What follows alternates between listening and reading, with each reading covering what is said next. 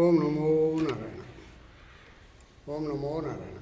ಇವಾಗ ನಾನು ಏನು ಹೇಳಕ್ಕೆ ಬಂದಿದ್ದೀನಿ ಅಂದರೆ, ಈಗ ಕೊನೆಗೂ ರಾಜ್ಯ ಸರ್ಕಾರ ಭಾಷಣನೀಗ ಓದಿದ ಗೆಲೋಟ್. ರಾಜ್ಯ ಸರ್ಕಾರದ ಭಾಷಣವನ್ನು ಓದಿದ ಗೆಲೋಟು. ಹೇಗೆ ಗಣರಾಜ್ಯೋತ್ಸವದಲ್ಲಿ ಅಲ್ಲಿ ಓದೋಕ್ಕಾಗಲಿಲ್ಲ ವಿಧಾನಸಭೆಯಲ್ಲಿ, ಇಲ್ಲಿ ಗಣರಾಜ್ಯೋತ್ಸವದಲ್ಲಿ ಓದಿ ಗ್ಯಾರಂಟಿಗೆ ಗವರ್ನರ್ ಸಭಾಷ್ ಅಂತ ಕರೆದು. ಅದಕ್ಕೆ ಗ್ಯಾರಂಟಿ ಇದೆಯಲ್ಲ, ಏನು ನಮ್ಮ ರಾಜ್ಯ ಸರ್ಕಾರ 5 ಗ್ಯಾರಂಟಿ ಮಾಡಿದ್ದಾರೆ, ಅದಕ್ಕೆ ಸಭಾಷ್ ಅಂತ ಹೇಳಿದ್ರು. ಮತ್ತು ಅಬಕಾರಿ ಹಗರಣ ಕುರಿತು ಶೀಘ್ರವೇ ರಾಹುಲ್ಗೆ ದೂರು. ಯಾರು ಹೇಳ್ತಾ ಇರೋದು?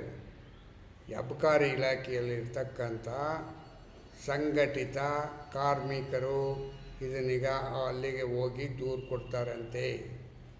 ಮತ್ತು ಇನ್ನೊಂದೇನಪ್ಪ ವಿಷಯ ಹಂಗಂದರೆ, ಅಬಕಾರಿ ಇಲಾಖೆಯಲ್ಲಿ ಗೋಲ್ಮಾಲ್ ರಾಧಾಕೃಷ್ಣ ನಡೆದಿದೆ. ಎಲ್ಲ ಲಂಚವತಾರ. ಮತ್ತು ಒಬ್ಬ ಅಧಿಕಾರಿನಿಗ ಜೈಲಿಗೆ ಕಳಿಸಿದ್ದಾರೆ. ರೆಡ್ ಹ್ಯಾಂಡಾಗಿ ಲೋಕಾಯುಕ್ತ ಹಿಡಿದು ಜೈಲಿಗೆ ಕಳಿಸಿದ್ದಾರೆ. ಇದು ರಾಜ್ಯ ಸರ್ಕಾರಕ್ಕೆ ಅವಮಾನ ಆಗಲ್ಲ. ಯಾಕೆ ಹೇಳಿ ಆಗಲ್ಲ? ಮುಖ್ಯಮಂತ್ರಿ ಮಾಡಲಿಲ್ವಲ್ಲ, ಮುಖ್ಯಮಂತ್ರಿಯ ಸಹಪಾಠಿ ಮಾಡಿದ್ರು ಅಷ್ಟೇ. ಅದರಿಂದ ಮುಖ್ಯಮಂತ್ರಿಗೆ ಯಾವುದು ಇದು ಲೆಕ್ಕಕ್ಕೆ ಇಲ್ಲ. ಹೆಂಗೆ ಇವರೆಲ್ಲ ಒಂದು ಇದರಲ್ವ, 30-35 ಜನದಲ್ಲಿ ಒಬ್ಬ ಮಾಡಿದ್ರೆ ಏನು? ಮೊದಲೊಬ್ಬ ಮಾಡಿದ್ದ ನಾಗೇಂದ್ರ ಅಂತ, ಅದು ಯಾರಿಗೋಸ್ಕರ? ಅದು ಇವ್ರಿಗೋಸ್ಕರನೇ. ಯಾರಿಗೆ? ಸಿದ್ದರಾಮಯ್ಯನಿಗೋಸ್ಕರನೇ. ಆಮೇಲೆ ಇವ್ರು ಮಾಡ್ದ. ಈಗ ಇದು ಮೊದಲೇ 2 ಸತಿ ಸುದ್ದಿ ಆಯಿತು, ಹಂಗೆ ನಿಂತೋಯ್ತು. ಆದರೆ ಈಗ BJPಯವರು ಇದನ್ನೀಗ ಅಹೋರಾತ್ರಿ ಧರಣಿ ಮಾಡ್ತೀವಿ, ರಾಜೀನಾಮೆ ಕೊಡೋವರೆಗೂ ಮಂತ್ರಿ ನಾವು ಧರಣಿ ಮಾಡ್ತೀವಿ ಹಿಂಗಂತ ಕೂತಿದ್ದಾರೆ. ಇದು ಎಷ್ಟು ಮಟ್ಟಿಗೆ ಬಾವಿಗಿಳಿದು ಕೂಡ ಒಂದು ಹೋರಾಟ ಮಾಡಿದ್ರು. ಮತ್ತು ಅದನ್ನೀಗ ನಾನು ಚರ್ಚೆ ಆದಮೇಲೆ ನಾನು ಅದನ್ನೀಗ ನಿರ್ಧಾರ ತಗೋತೀನಿ ಹಿಂಗಂತ ಹೇಳಿದ್ದಕ್ಕೆ ಸಭಾಧ್ಯಕ್ಷರು UT ಖಾದರ್ ಹೇಳಿದ್ದಕ್ಕೆ ಅವರು ಹಿಂಪಡೆದು ಕೂತ್ಕೊಂಡು ಕಾರ್ಯಕ್ರಮಗಳಿಗೆ ಇದನ್ನು ಮಾಡಿ. ಮತ್ತು CM ಮತ್ತು ಮುಖ್ಯಮಂತ್ರಿ ಮತ್ತು ಗೆಲೋಟು ಒಬ್ಬರಿಗೊಬ್ಬರು ಕೈ ಮೇಲಾಯಿಸ್ಕೊಂಡ್ರು ಗಣರಾಜ್ಯೋತ್ಸವದ ಅಂಗವಾಗಿ. ನಿನ್ನೆ ನಾನು ನೋಡಲಿಲ್ಲ. ನಿನ್ನೆ ನೋಡದೇ ಇರೋದಕ್ಕೆ ಅದನಿಗೆ ಇವತ್ತು ಆಗ್ತಾಯಿದ್ದೀನಿ. ತಾವೆಲ್ಲರೂ ಇದನ್ನು ಗಮನದಲ್ಲಿಟ್ಕೊಂಡು ನನ್ನ ಈ ವಿಡಿಯೋನಿಗ ಮುಂದೆ ಹೋಗೋಕ್ಕೆ ಅನುಕೂಲ ಮಾಡಿಕೊಡಿ ಅಂತ ಕೇಳ್ಕೊತಾ ಇದ್ದೀನಿ. ಅರ್ಥ ಆಯ್ತಾ? ಯಾಕೆ ಏನಕ್ಕೋಸ್ಕರ ಇದಿಷ್ಟೇ ಅಲ್ಲ, ಇನ್ನೂ ಇದೆ ವಿಷಯಗಳು ಹೇಳೋ ಅಂಥದ್ದು. ಇವರು ನರೇಗಾ ವಿಷಯವಾಗಿ ದೊಡ್ಡ ವಿವಾದಗಳೇ ನಡೆಯಿತು. ಮತ್ತು ಇವತ್ತು ಇವರು ಯಾರೋ ಮುಖ್ಯಮಂತ್ರಿ ಮತ್ತು ಅವರ ಮುಖ್ಯಮಂತ್ರಿ ಸಹಪಾಠಿಗಳು ಇದರಲ್ಲಿ ಹೋಗಿ ಏನೋ ಫ್ರೀಡಮ್ ಪಾರ್ಕಲ್ಲಿ ಹೋಗಿ ಸ್ಟ್ರೈಕ್ ಮಾಡಿದ್ರು, ಧರಣಿ ಮಾಡಿದ್ರು. ಮತ್ತು ತಗೊಂಡೋಗಿ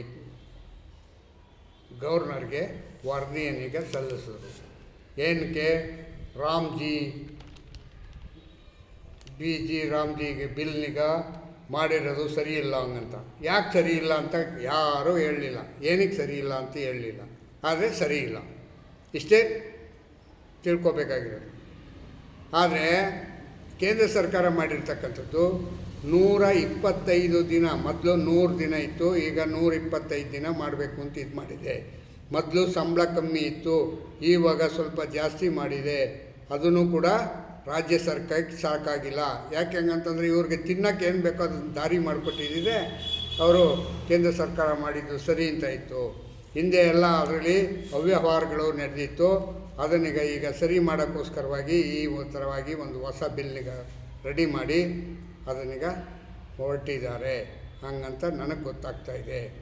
ನಾನು ಪತ್ರಿಕೆನಿಗ ಓದಿದ್ದ ಕೆಲವು ವಿಷಯಗಳಿಂದ ನಾನು ತಿಳ್ಕೊಂಡು ನಿಮ್ಮ ಹತ್ರ ಹೇಳ್ತಾಯಿದ್ದೀನಿ. ಜಂಟಿ ಅಧಿವೇಶನ ಜಟಾಪಟಿ ಅಲ್ಲಿಗೆ ನಿಂತೋಯ್ತು. ಜಂಟಿ ಅಧಿವೇಶನ ಜಟಾಪಟಿ ರಾಜ್ಯಪಾಲರ ವರದಿ ಅಲ್ಲಿಗೆ ನಿಂತೋಯ್ತು.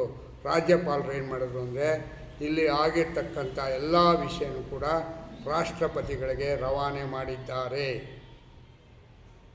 ಬೇಕಾಯಿತು ರಾಜ್ಯ ಸರ್ಕಾರಕ್ಕೆ ಒಬ್ಬ ರಾಜ್ಯಪಾಲರನಿಗೆ ಹೆಂಗೆ ನಡೆಸ್ಕೊಳ್ಬೇಕು ಅನ್ನೋದು ಗೊತ್ತಿಲ್ಲ ಹಂಗಂತಂದರೆ ಈ ಮುಖ್ಯಮಂತ್ರಿಗಳಿಗೆ ಹೆಂಗೆ ಏನು ಮಾಡಬೇಕು ಅವ್ರನಿಗೆ ಇವ್ರನ್ನ ಸಸ್ಪೆಂಡ್ ಮಾಡಿ ಹಿಂಗಂತ ಬಿ ಜೆ ಪಿಯವರು ಹೋರಾಟ ಮಾಡಿದ್ರೆ ಆ ಬಿ ಜೆ ಪಿಯವರ ಹೋರಾಟಕ್ಕೆ ಏನು ಕಿಂಚಿತ್ತು ಬೆಲೆ ಇಲ್ಲ. ಅಲ್ಲಿಗೆ ಅದನ್ನು ತಟಸ್ಥ ಮಾಡಿಬಿಟ್ರು. ನಾಳೆ ಮಾಡ್ತೀನಿ ನಾಳಿದ್ದು ಮಾಡ್ತೀನಿ ಅಂತ ನಿನ್ನೆ ಇವತ್ತು ಹಂಗೆ ಹೇಳಿದ್ರು. ನಾಳೆ ಮಾಡ್ತೀನಿ ಅಂದವ್ರೆ, ಏನು ಮಾಡ್ತಾರೋ ಗೊತ್ತಿಲ್ಲ. ಇನ್ನಿರೋದು 2-3 ದಿನ ಇದೆ. 2-3 ದಿನದಲ್ಲಿ ಇವರು ಸಸ್ಪೆಂಡ್ ಮಾಡ್ತಾರೋ ಇಲ್ವೋ ಗೊತ್ತಿಲ್ಲ. ಯಾಕೆಂದರೆ ಇದು ಗೋವಿಂದ ಕೇಸು. ಯಾರು ಏನಾದ್ರು ಹೇಳ್ಕೊತಾಯಿರಿ, ನಮ್ಮಷ್ಟಕ್ಕೆ ನಾವು ಹೋಗ್ತಾ ಇರ್ತೀವಿ ಅಂತ ಕಾಂಗ್ರೆಸ್ನವರ ಧ್ಯೇಯ.